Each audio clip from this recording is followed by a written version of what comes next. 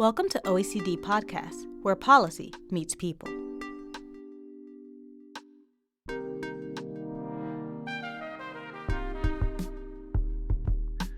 Hello, my name is Steve MacFeely and I'm the Chief Statistician at the OECD in Paris. Welcome back to our podcast mini-series on statistics in the AI era.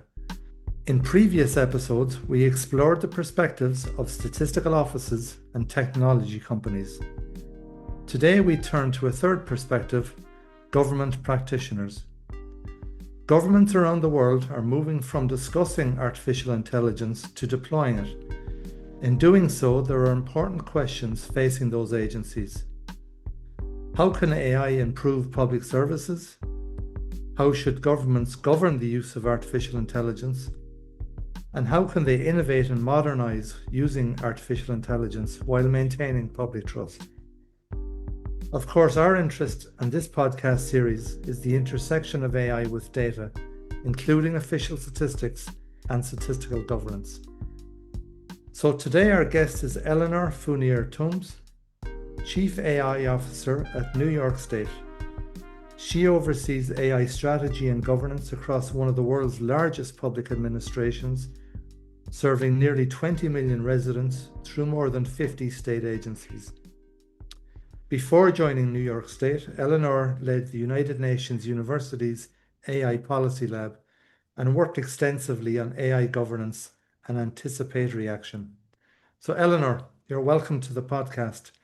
So maybe to begin with, can you briefly introduce yourself and tell us, what does a Chief AI Officer do? Sure. Well, thank you so much, Steve. It's great to be here. And I really appreciate the topic of this podcast. I think it's really important to make the connection between data and AI, which are really two critical pillars of digital transformation right now. A Chief AI Officer, I guess it's a new role. It's a new role in state government.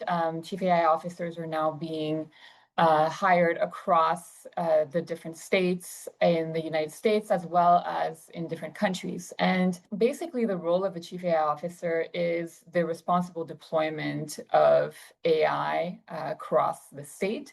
So as you mentioned, there's almost 20 million residents in New York State. The government itself is structured in terms of executive agencies. So we have 51 executive agencies, which are, directly accountable to the governor. It includes the New York State Police, the Department of Environmental Conservation, the Department of Motor Vehicles, where you would get your driver's license. So there's all kinds of different departments, Department of Health, Education, and so on. So we have a mandate in our team, which is very broad, which includes three main pillars. So the first one is finding opportunities and enabling opportunities for AI to be deployed to improve the work of the different agencies. So as you know, for government, it's the same in international organizations. The mandate is huge. There's never enough resources. And so AI tools are being seen as a way of coming in to make things a little bit smoother, to do more with less money, to improve communications, and so on. And I think we're going to talk about a lot of these examples. In practice, that means that agencies want to adopt AI tools. They might select AI tools, and they might bring it to us to see if they're safe to use or to help with procurement. We might also deploy general purpose tools. So we've deployed a generative AI tool that everyone can use across the state. It's deployed across 130,000 employees. We're looking at different analytical tools. We're looking at geospatial AI. So we look at kind of broader tools that everyone can benefit from.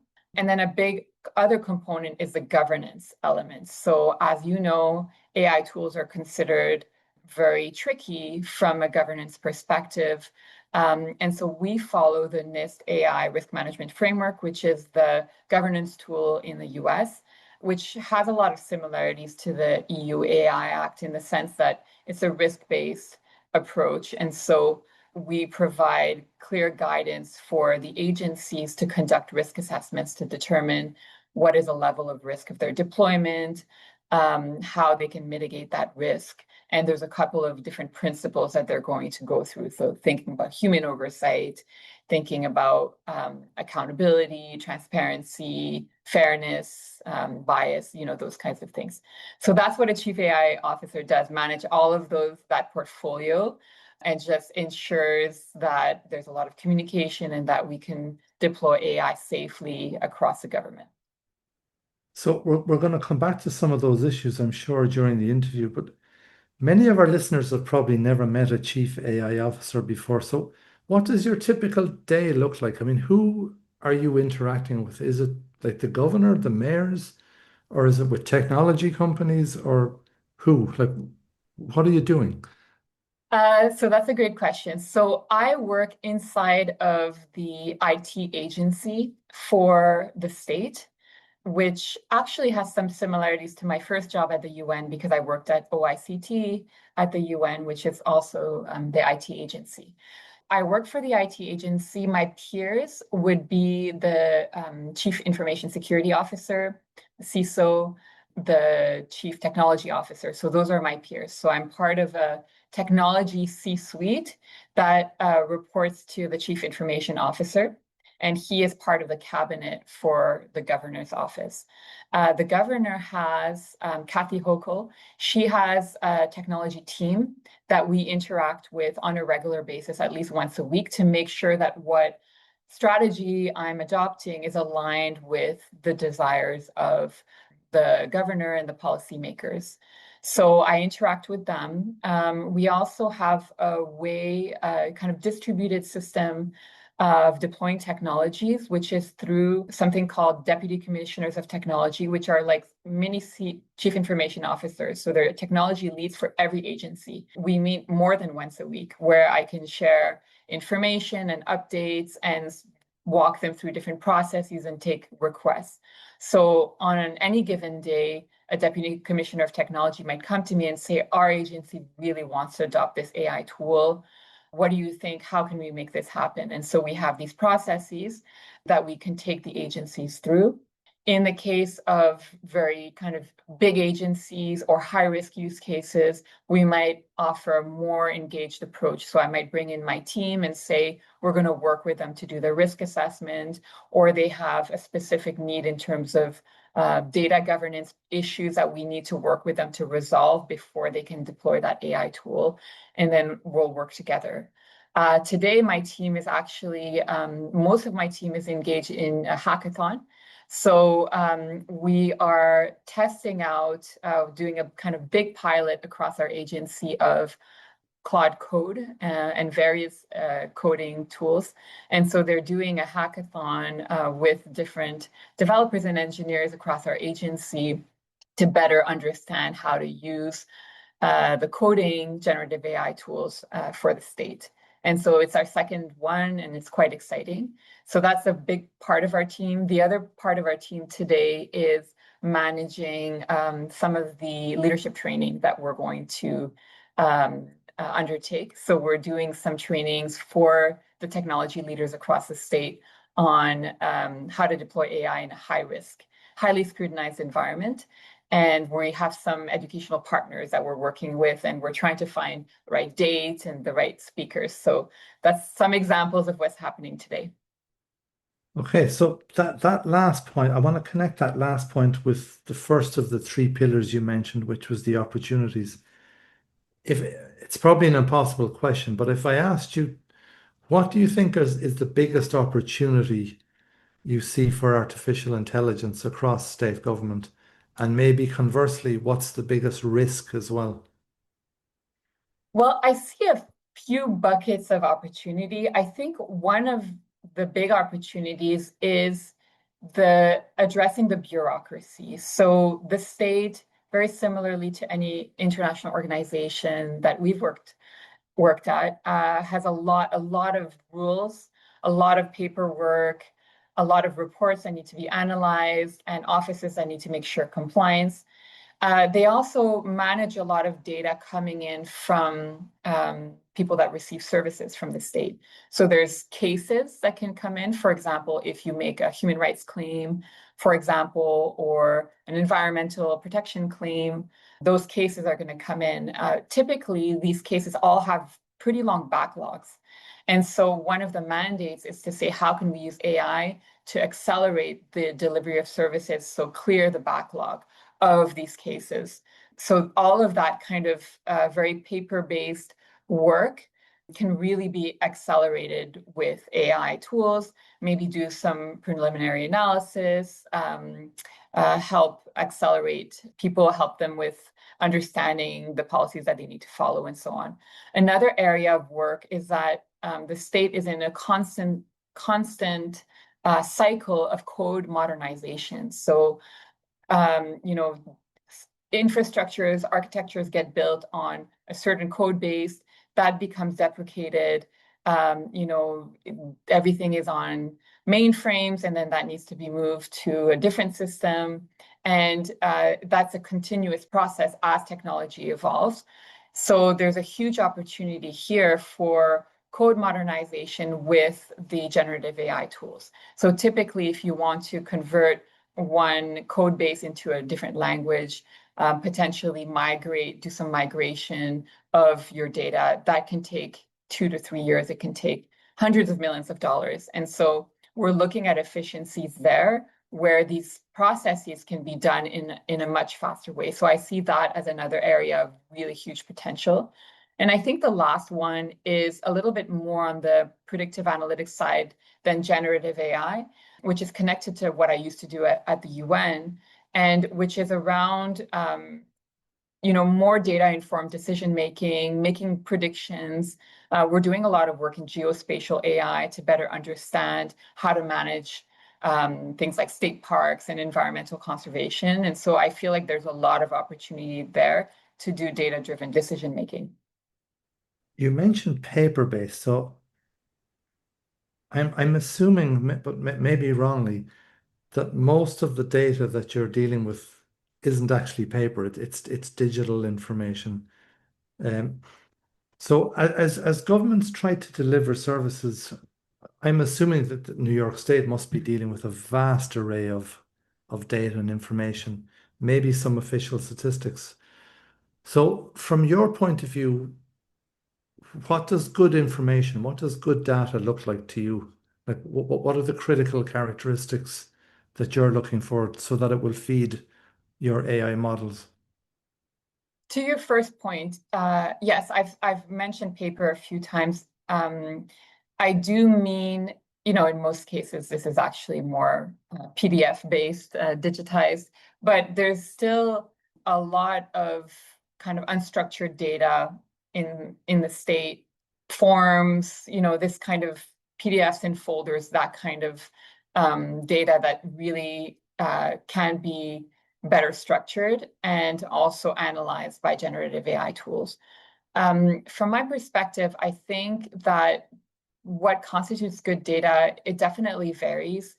I do think that moving from unstructured to structured data is really important. I think that having a kind of system in place to think about the accuracy of the data, the freshness of the data, the governance of the data is really important. We're starting to talk about the concept of data stewardship, to say, in each office, who's responsible for managing the data and the way in which it's architected, the system through which we would, change it over, refresh it, sometimes get rid of old data. It's quite complicated. There's also certain rules in the state in terms of data retention and disclosure. We have freedom of information laws as well in terms of our data. So I think that's really important. And the governance components need to be applied to our data sets, which it happens in some cases, and in some cases it doesn't. So who has permissions for this data? How is it accessed? The last thing that I would say is that I really want to connect the AI accessibility for this data. So when I was working in data science, there was a lot of thought put into moving from Excel spreadsheets to databases that were API enabled so that developers could connect more easily to that data. And so there's a little bit more flexibility now that the AI tools are more powerful. They can go into Excel spreadsheets a little bit more easily. But what I loved about APIs, and I still think they're applicable, is that it forced you to structure your data properly and to really think about what are the different fields in it and how often are we going to update this data and make sure that it remains accurate. Okay, so Eleanor, you're starting to sound like more like a statistician now and less like an AI data officer. So is there an equivalent role in New York State, which is like a chief data officer? Or who's making the recommendations to move from unstructured to structure and how to structure the data? And you also mentioned APIs, which implicitly means metadata. So who's making the recommendations for the state on those types of issues? Is that you, or is there somebody else that you work with? Previously to the establishment of the Chief AI Office, our team, before I joined, my team was a Chief Data Office. And so they actually eliminated the Chief Data Officer role and converted it to Chief AI Officer role. So my take on that is that the role is actually a combination. So we have a lot of data responsibilities that are more about creating a foundation for AI than completely deploying AI tools. So for example, we're responsible for all of the Tableau deployments across the state. And we don't particularly have predictive analytics on most of those Tableau deployments. So it's just a database. So those kinds of things are about creating a data foundation more generally. And so I think that AI has kind of forced a lot of acceleration in terms of data governance. And our team is coming up with the plan for preparing data for AI tools. There's certain AI tools that are integrated into people's systems that have really exposed vulnerabilities in data governance in terms of maybe oversharing your data or having a lot of old data kind of just lying around. So I wouldn't say that we're the only ones responsible for data governance, because there's also a Chief Privacy Office, which is with the General Counsel. There's the CISO, which deals with information security and data loss protection. So it's a little bit of a shared responsibility, but our team is starting to take more and more the role of data governance, especially when it comes to preparing the state data for the adoption of AI tools. Okay, that's really interesting. So continuing on the theme of governance, governments have a dual responsibility, as you said in your mandate. I mean, you're trying to figure out how to help government to innovate using AI, but at the same time, you want to protect your 20 million citizens. So how do you balance those two objectives? And can they be compatible, or are they competing? So I think that you can't have one without the other. We're not able to deploy any AI tools if they're not safe. I think that there's a very strong mandate for anyone working for any government of being efficient and appropriate when you're spending taxpayer money. And I see this very strongly, that there's a feeling of accountability here of, we receive this money from taxpayers, we're going to spend it in the most efficient way possible. And that would certainly include AI for good. It would not include AI that harms people. So I think that's how you would want to think about it. And so what we need to do every time is to make sure that these deployments are as safe as possible and that they're really doing what we're hoping that they're accomplishing. And if you take a bigger perspective, that's the case for any technology. So any software or website that's deployed, there's a possibility for harm. There's a possibility that people are going to put their own personal information in a government website, and then that information is going to get hacked or lost or, misinterpreted. So it's the same general philosophy that we need to make sure that it's used properly.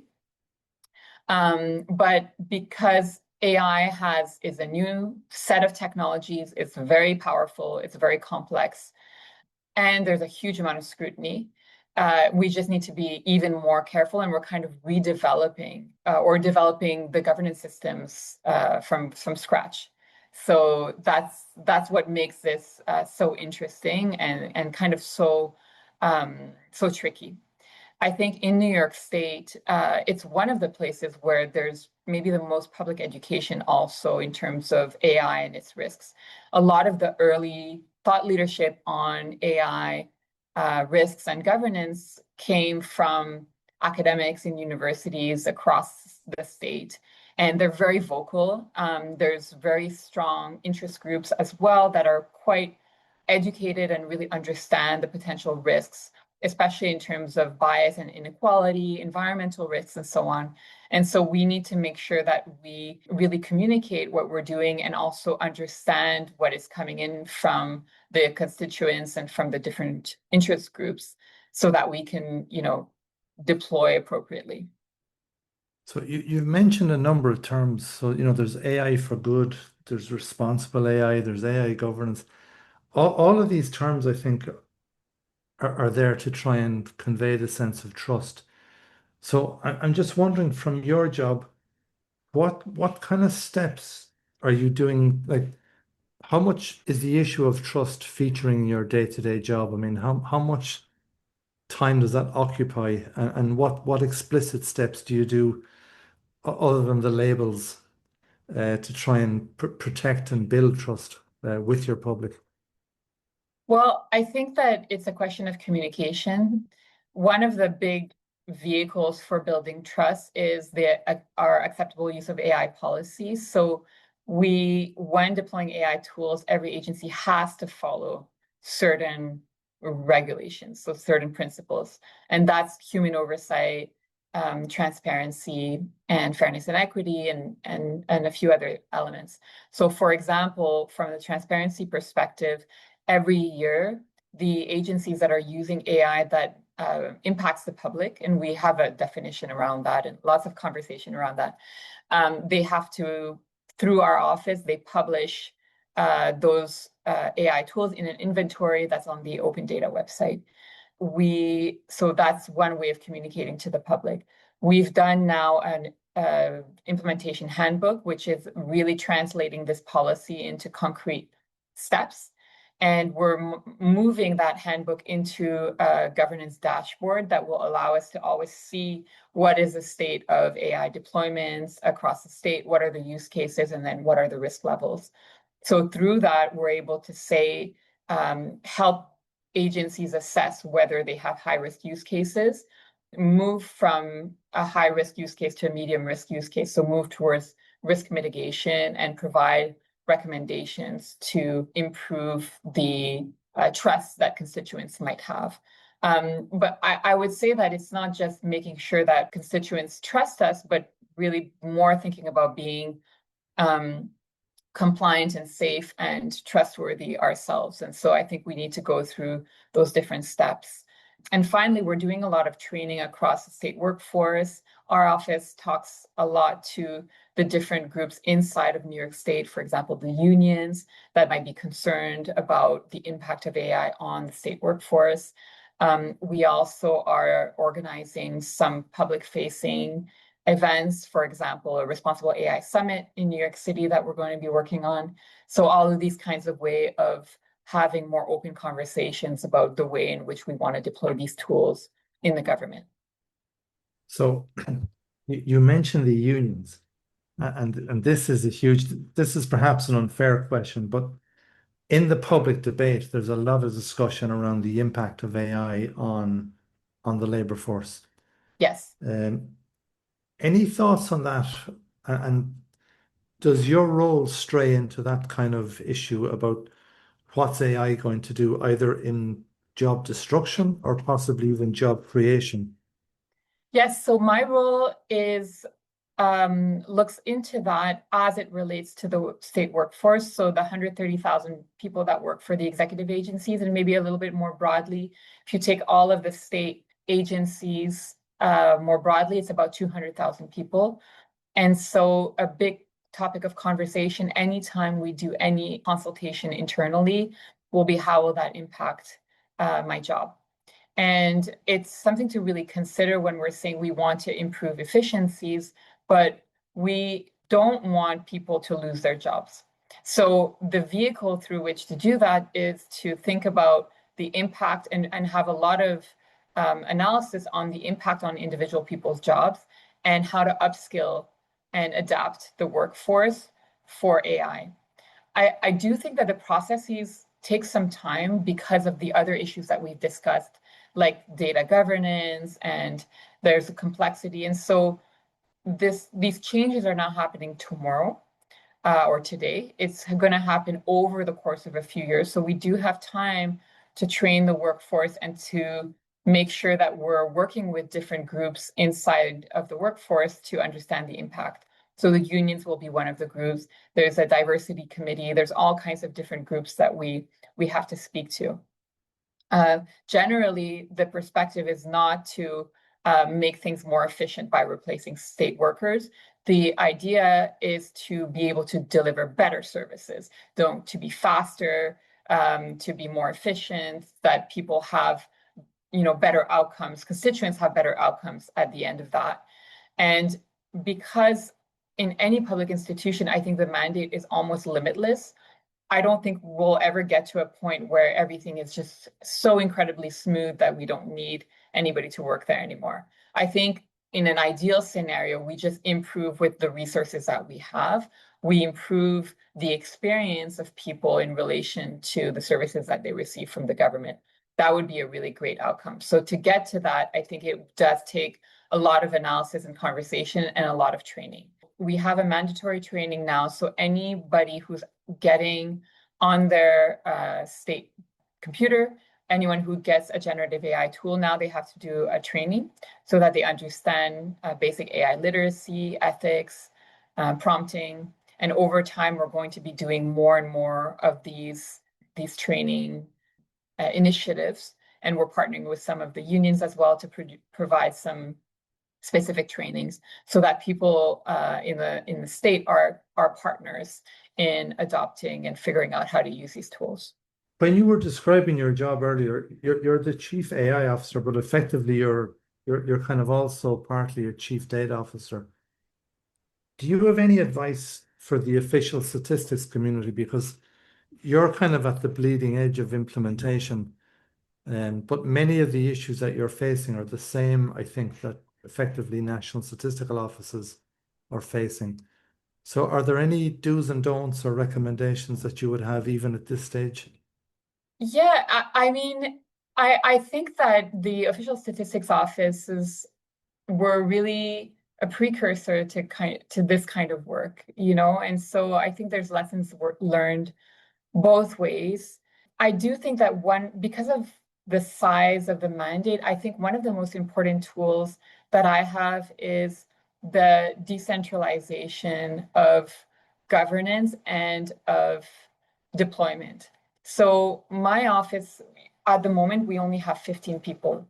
So we cannot be the bottleneck for all of these deployments and for all of these risk assessments.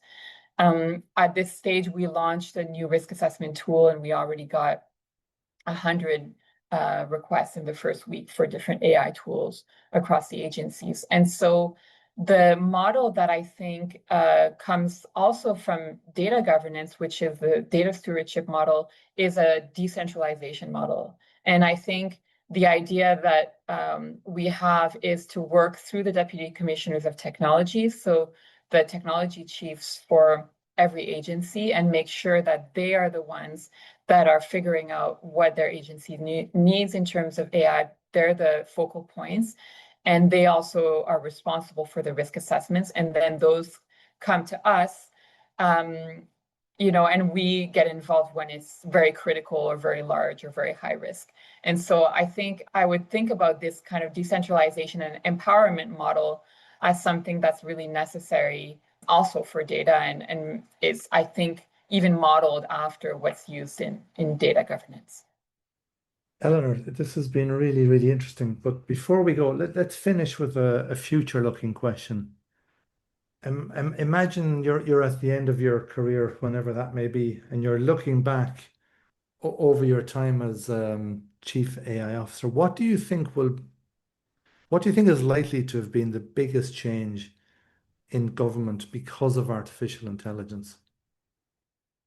I would really like to just smooth the experience smooth the experience for people receiving government services. I'd like it to be easier. I would like people not to have to take half a day off to renew a license or receive a specific services. I think that would be a huge success. I would also like the government to do more systematic predictive decision making. So to really think through how to deploy resources in the most optimal way and to use data to inform decisions even more than is currently happening. So I actually see the possibility of quality of life really improving for people that are interacting with the government. In a lot of ways, I think different technological tools have had the potential to do that and have done that in a lot of ways. And I think that AI tools, if they're deployed properly and if it's done right, can also have that same effect. Eleanor, thanks a million for joining us on Statistics in the AI Era. It's been a real pleasure to talk to you. Thank you so much. It was a pleasure to talk to you as well. This episode was researched and coordinated by Francois Fontanou, with editing and sound production by Afonso Oliveira, and production supervision by Ashley Ward. If today's discussion piqued your curiosity, follow us on LinkedIn, on X, and Blue Sky at OECD Statistics, or reach out to us via email at stat.contact@oecd.org.